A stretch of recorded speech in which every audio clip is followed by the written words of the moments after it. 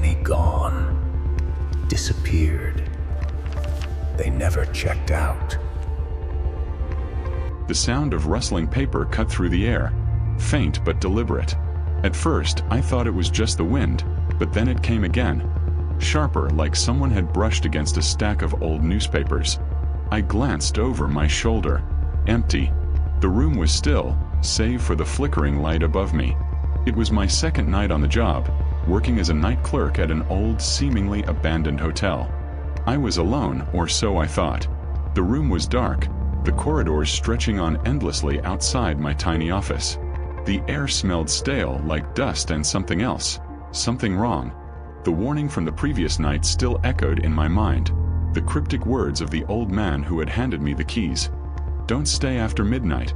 I shook it off, told myself it was just nerves, but deep down, I felt something was waiting for me. Something that only came out when the clock struck 12. The door to the lobby creaked. I froze. It was past midnight. The light above me flickered again, this time for longer. Then the paper rustled louder, a sound that wasn't just the wind anymore. The door slammed open. There was no one there. But the smell of decay hit me like a punch in the gut.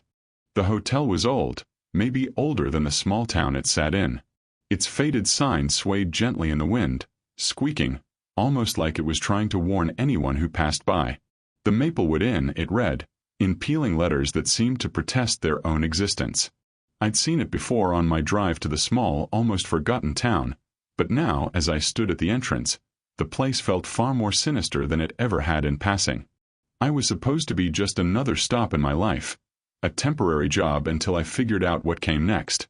A night clerk at a hotel that barely had any guests, in a town that didn't seem to matter. The money was decent, and the hours were exactly what I needed to clear my head after a string of failed attempts to get my life back on track. But as soon as I walked in, I could feel something was wrong. There was an energy here, a weight that hung in the air like it was part of the walls themselves. The lobby was small, sparsely furnished with mismatched chairs and a counter that looked like it hadn't been dusted in years. The only light came from a single dim bulb that flickered faintly above my head. The smell hit me next, a combination of stale wood and something far older, like rotting paper, the kind of smell that gnaws at the back of your throat and refuses to leave. I stood there trying to convince myself it was just the building's age, that it wasn't anything more. "Can I help you?" The voice came from behind me, sharp and unexpected. I spun around to face the man standing in the doorway to the back office. He was older than I had expected, his eyes sunken and tired, the corners of his mouth twisted into a permanent grimace. He didn't smile. He didn't move. "I'm here for the night clerk position," I said, trying to hide the unease I felt growing in my chest. He studied me for a moment, his gaze lingering a little too long, and then nodded toward the counter. Without saying a word, he handed me a set of keys. The metal felt heavy in my palm, almost oppressive, as if the weight of the hotel itself was embedded in them. "The office is yours now. You'll start at midnight." His words came slowly, like he was trying to make sure I understood. "You'll want to keep to yourself. Don't stay out too long after dark." I gave him a confused nod. "What do you mean?" He hesitated before responding, his voice low. "Don't stay after midnight. It's not safe." Before I could ask what he meant by that, he was already gone, slipping through the back office door without another word. I felt the hairs on the back of my neck stand up as I stood in the empty lobby. The warning lingered in my mind, unsettling, vague, but somehow more terrifying because of that. What was it about this place that made him say that? Why had he warned me? I had a million questions, but the one that stuck with me the most was why had he said it in such a way? I shook it off. It was probably just some quirk of the town. Maybe this place had a reputation I didn't know about. After all, it didn't look like it had been updated in decades, and the people around here didn't seem much different. The idea that something bad could happen felt almost absurd, but the sense of something lurking in the dark was there, just beneath the surface. It was a gnawing feeling, like a splinter under the skin. The clock ticked on. As midnight approached, the lobby grew colder. A chill that had nothing to do with the outside air crept into the room, settling into the corners and making the light flicker more erratically. I pulled my jacket tighter around me, trying to ignore the discomfort in my chest. I took a seat behind the counter, staring at the empty room. The silence stretched on, pressing against my eardrums. Even the hum of the old lights seemed to disappear, replaced by an oppressive quiet. Everything was still, too still. And then there it was. A sound. A rustle, soft and distant, like the brush of paper against paper. I didn't move at first, unsure if I had imagined it. But then it came again, louder, closer. My heart skipped a beat. I stood up, my legs shaky, and walked toward the sound. It was coming from the corner of the lobby, near a tall, darkened coat rack. As I approached, I could make out the faintest movement in the air. The paper was moving. Slowly, unnaturally, as if guided by an unseen hand. My breath caught in my throat as I looked around the room. There was no wind. No draft. I took a cautious step forward, my heart pounding in my ears, and froze when I noticed it. A single piece of paper had slipped from a stack on the counter, landing face up on the floor. But the words on it weren't what I expected. "Don't stay here." I bent down to pick it up, my fingers brushing the edges of the paper. The second my hand touched it, the air shifted again, a subtle, chilling shift, like the temperature had dropped a few degrees in an instant. I recoiled, stumbling backward. I should leave. I knew it. I didn't need to be told. But something held me there. The hotel felt alive, the air thick with something unseen, and I was beginning to understand that I wasn't just a visitor here. Something was waiting. The door to the lobby creaked, and I spun around, my breath catching in my throat. The hallway beyond was empty. A shadow moved. The nights began to blur together. At first, I thought it was just me. That maybe I wasn't getting enough sleep, or I was starting to overthink things. But the longer I stayed, the more impossible it became to ignore the feeling that something was wrong with the Maplewood Inn. Something far worse than just a rundown hotel. It started with the small things. The way the lights flickered. It wasn't constant, but it happened often enough to make me pause, to second-guess my senses. Sometimes I would be sitting at the counter, staring at the clock as it ticked closer to midnight, and the lights above would flicker once, twice, and then go out entirely. I'd have to walk over to the breaker box in the back and reset it, but when I did, it was always the same. The lights worked fine during the day, but at night, they seemed to be drawn to the darkness. Then there was the smell, that same stench of decay I'd noticed on my first night. It clung to the air like a memory, faint but persistent. I'd occasionally catch a whiff of it while walking down the hall, usually near the old elevator. The smell would grow stronger the closer I got, but when I looked around, there was nothing. Nothing but empty rooms and peeling wallpaper. At first, I tried to convince myself that it was just the hotel's age, the musty smell of old wood and forgotten things. But after a while, the smell didn't just feel like something natural. It felt like something that shouldn't be there. Like it was hiding in the walls, waiting for me to notice it. I wasn't alone either. I could hear voices, low and indistinct, murmuring from down the hall. Sometimes it sounded like a conversation happening just outside the door, but when I stepped into the hallway, there was no one there. No guests. No staff. Just silence. But it wasn't an ordinary silence. It was the kind of silence that pressed against your skin, making you feel like you were being watched. The first time I saw something, I didn't believe it.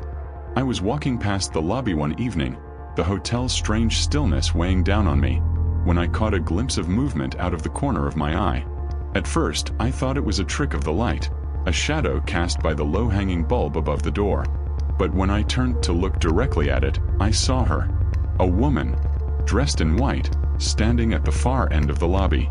Her back was to me, but there was something about her presence that chilled me to the bone. Her hair was long and tangled, hanging down over her shoulders like a dark veil.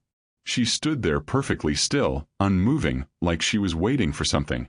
I froze, my heart hammering in my chest. I took a step forward, opening my mouth to speak, but before I could say anything, she vanished. 1 second she was there, the next she was gone. The lobby was empty. I looked around, my mind racing. Had I imagined it? Was I losing my grip on reality? The second I tried to convince myself that it wasn't real, the whispers started again, louder this time. Not just the faint murmurings I'd heard in the hall, but actual words, spoken just above a whisper. I couldn't make out all of them, but I heard enough to know they were warnings. "Don't stay," one voice hissed. "It's not safe here," another said, its tone dripping with something that sent a shiver down my spine. I darted toward the back office, away from the whispers, away from the hallway that now felt like a noose tightening around my neck. But when I reached the counter, the keys were gone. The set I had been given, the same keys I'd used for the rooms, were nowhere to be found. At first, I thought maybe I'd misplaced them, but I searched the entire office. I rifled through the drawers, checked the desk, even looked under the counter, but they were gone. I felt the pit of my stomach drop as I realized something worse than forgetfulness had occurred. The keys hadn't just disappeared. They had been taken. That's when I understood. I wasn't alone in this hotel. And whatever was here, it wasn't human. I spent the next few days trying to piece together what was happening. I couldn't leave. Not yet. I didn't know why, but something was holding me there. I started to research the hotel, combing through old records and documents hidden in the dusty back room, searching for anything that might explain the strange occurrences. It was then that I found the old ledger, the one that had been left forgotten in the far corner of the office. The pages were yellowed with age, the ink faded, but the entries were clear enough. They weren't just the names of guests who'd stayed at the hotel. They were dates, events, and deaths. The first entry that caught my eye was dated 1923. It was a short note about a man who had died in room 207. He had been the last guest to check in that day, and no one had seen him since. The police found him in his room 2 days later. His body contorted unnaturally, eyes wide open, staring at the wall, his mouth frozen in a silent scream. The ledger was filled with entries like this. Every few years, another guest would vanish or meet an untimely, horrific end. Some of the entries were more cryptic, speaking in hushed tones about a pact and the price of the land. The final entry, written in a shaky hand, stopped me cold. It was from the night before I started my shift. They're waiting. The land wants payment. The clock strikes 12 and the walls. They whisper. They know. They know what you are. The hair on the back of my neck stood up. The land wants payment. It was about more than just the hotel. It was about something older, something the building had been built on, something tied to the very ground it sat on. I tried to reach out, to contact the previous night clerk, the one who had given me the keys. But when I dialed the number, there was no answer. The line went dead. I started to hear things again. Voices in the hall. But now they weren't whispers, they were louder, clearer. "You shouldn't have stayed," one of them said just outside my door. I wanted to leave, to quit, to run as far away from this place as possible. But I couldn't move. The hotel had me now. It knew I was afraid. And as the days bled into each other, I realized the truth. I wasn't here by accident. I had been brought here. The hotel had claimed me. There were more signs, more whispers, more things that should never have been. But nothing shook me more than the day I found a guest. A man sitting in the lobby, his back to me. I approached him cautiously, the same sense of dread creeping over me like cold fingers down my spine. He turned to look at me, and I nearly screamed. His face was frozen in a mask of horror, his eyes wide and unblinking. But it wasn't the face of a man. It was the face of something else. And then, before I could react, he was gone. I realized with sickening clarity that the people who vanished from this place never left. They were still here, trapped, walking in the dark corridors of the hotel, just like I would be if I stayed. As the days wore on, the boundary between what was real and what wasn't grew thinner. My reflection in the mirror warped and twisted when I wasn't looking directly at it. The hallway seemed to stretch on forever, the rooms changing places when I wasn't paying attention. The walls bled shadows. And the whispers, the voices, were everywhere now. They weren't just outside the walls. They were inside my head. And when the clock struck midnight, the hour of the pact, I knew the truth. The hotel was alive. I couldn't run anymore. The doors were locked, the windows sealed tight. The hallways, which once seemed like endless corridors leading to freedom, were now an alien landscape, a nightmare with no escape. The hotel had swallowed me whole, and now it was closing in around me, tightening its grip. I had read about the curse, the deals made long before my time. Deals with forces that no mortal could comprehend. The ledger had warned me. The whispers had warned me. But nothing could have prepared me for the truth. The hotel was no longer just a building. It was a prison. And I was its newest inmate. The first crack in my sanity came when I saw the door to room 207 open by itself. I'd been walking down the hallway when the door creaked slowly, as if inviting me in. I froze. That room, the room that had claimed so many lives, was no longer just a room.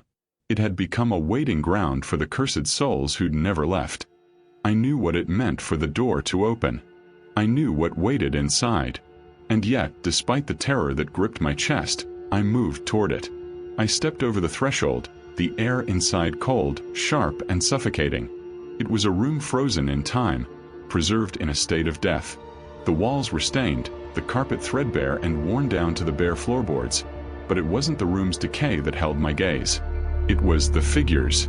The shadowed figures. At first, they were just shapes in the corners of the room, like vague impressions of people trapped in a moment of fear. But as my eyes adjusted to the dark, they became clearer. They were the faces of the missing guests, staff, people who had passed through this place. They stood there, silent, their eyes vacant, their expressions twisted in a perpetual state of agony. Some of them were moving, but it was more like they were drifting, gliding through the room as though weightless. Their mouths opened, but no sound came out. Their eyes followed me, not in curiosity, but with emptiness, like they could see the end of the road I was on, and it terrified them. One of them stepped forward. I recognized him from the ledger, a man who had died here decades ago, his body found in the exact same twisted position as the others. He had been a businessman, a wealthy man who had checked in one summer night and vanished the next. His face was gaunt, eyes hollow, and as he stepped closer to me, his mouth opened wide. "You should have left." "We never left." I staggered backward, the words hitting me like a punch in the gut. Before I could react, the lights went out. Silence. Complete, utter silence. Then it came. The sound of scraping, like something dragging across the floor.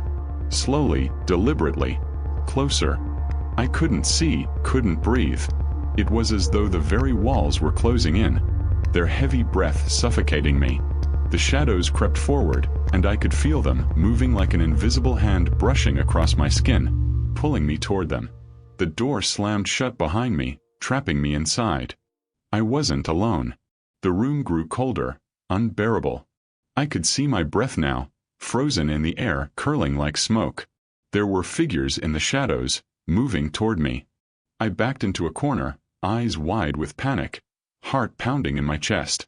They were coming, their hollow eyes fixed on me, their footsteps slow, deliberate. But what froze me, what made my blood run cold, wasn't their footsteps but the whispering. It was no longer just a murmur in the background. It was sharp, direct voices calling my name, echoing in every corner of the room. "You're next. You shouldn't have stayed." I pressed my hands to my ears, trying to block out the voices, but they only grew louder, more insistent. "Join us." The walls seemed to close in tighter, warping, twisting. The room was no longer just a room. It was becoming something else, something alive. The air pulsed with a malignant energy, as though the building itself was feeding off my fear. And then, from the shadows, a figure emerged. It wasn't like the others. It wasn't a soul trapped here. No, this was something else. Something that had never been human. It stood tall, its limbs elongated and contorted, its body a silhouette of darkness against the dim, flickering light. Its face, if you could even call it a face, was a void, a darkness that swallowed any hint of light. Its eyes glowed faintly, but not with any human recognition. They were the eyes of something otherworldly. The thing stepped forward, and the temperature in the room plummeted. I tried to scream, but my voice was lost in the thick silence. My body refused to move, paralyzed by an unseen force, my limbs stiff and heavy. It spoke. Its voice was not like the others. It was deep, ancient, and hollow, a voice that seemed to reverberate from all around me, from the walls, from the very air itself. You have come to claim your place in the hotel. My throat tightened. What do you want from me? Its voice rumbled like thunder, shaking the very foundation of the hotel. You are the price. The land demands payment. You have stayed. And now you belong. The walls bled. I screamed, but no sound came out. The shadows twisted, coiling around my body, pulling me toward the figure. It reached out with a long skeletal hand, and as it touched my skin, a searing pain shot through my body, flooding my senses with images. Flashes of the hotel's past, of people who had stayed, of deals made in blood, of promises sealed in darkness. I saw the first man who had built this place, his pact with the thing that now stood before me. I saw him kneeling before it, offering something of himself to gain power. The price was always the same, the souls of those who stayed. I could hear the whispers again, louder, frantic now. The other souls, the ones who had been trapped here, were crying out, reaching for me. They wanted me to join them, to become one of them. But then I heard another voice, clearer, familiar. Don't listen to it. I turned. The old man. The one who had warned me, who had given me the keys. His figure stood just behind the creature, his face full of regret, his body translucent as if fading away into the very air. Leave. Run. But it was too late. The thing turned toward the old man, its hand raised. The air shifted, thickened with a crushing force, and then the old man's figure disintegrated, his body shattering like glass. A scream, but no sound came. The creature turned back to me, its void eyes now burning with malice. You are mine now. And then everything went black. I woke up in the lobby. The clock on the wall showed it was past dawn. I was slumped over the counter, my face pressed against the cold wood. For a moment, I thought it had all been a nightmare, that the terror, the creature, the souls, had just been a figment of my mind. But then I heard a door creak open. A figure stood in the lobby, just like the others. A guest walking in. Is this room available? I looked up, my breath caught in my throat. The cycle was starting again. The hotel had claimed another soul. I'm still here. I can't leave. I don't think I ever will. I don't know how long I've been here. The days stretch on, an endless blur of darkness and light, of hours that slip past unnoticed and moments that linger in my mind like a slow, steady drip of poison. I've lost count of how many times the clock has struck midnight. The truth is, time doesn't matter anymore. The hotel doesn't follow the rules of the outside world. There is no sense of passing days. There's only the suffocating silence, the lingering dread, and the ever-present feeling of being watched. The hotel owns me now. I've tried to leave. I've tried so many times. But the door, the same door I came through the night I started my shift, never opens. Every time I reach it, my fingers trembling, desperate to grasp the cold handle and escape, I find it locked. It's the same door, the same brass knob, but no matter how hard I twist it, no matter how many times I bang my fists against it, it never budges. It's as if it's not meant to open. And then there are the whispers. They never stop. They used to be soft, distant murmurs, voices that hovered just at the edge of my perception. But now they're everywhere. They're in the walls, in the very air, swirling around me, crawling beneath my skin, so close I can feel the cold breath of them on the back of my neck. Every night, I hear them clearer, more urgent, more desperate. Stay with us. At first, I tried to ignore them, to block them out. But the longer I stay, the harder it becomes. I can feel the shadows inside me, just like the other souls, their cold fingers sliding beneath my skin, weaving into my thoughts, erasing the person I once was. I'm not the same anymore. I can feel it creeping in, taking over. It's as if something is eroding me from the inside out, like the hotel's walls are slowly, inexorably consuming me. The others, the souls who are trapped here, they watch me. I see them when I pass the hallways at night. Their faces are empty, hollow eyes staring, vacant but full of something unspoken. They walk the same paths I walk, their footsteps silent on the worn carpet, their bodies fading in and out of the shadows. I know their names. I know their stories now, too, though I wish I didn't. I've seen the old man who warned me. I've seen his faded face, twisted in anguish, his mouth moving silently as he drifts through the walls, forever trying to reach out to me. His eyes are full of regret, full of sorrow for having stayed too long, for having made that first terrible deal. He never got to leave. It's been so long since I last heard the sound of a human voice. The other guests, the ones who check in, the ones who disappear, only to become part of the hotel's permanent collection, don't speak. They are not allowed to speak. They are frozen in time, their faces locked in expressions of terror, their eyes always fixed on something just beyond my reach. And then there are the new arrivals. I saw the first one after the old man disappeared. I was behind the counter waiting for my shift to end, though I knew deep down that it never would, when the door opened. A man entered. He was tall, dressed in a dark suit, his face unfamiliar, but there was something about him that felt too familiar, like I had seen him before. His eyes darted nervously around the lobby, scanning the room as though searching for something, but he never looked at me.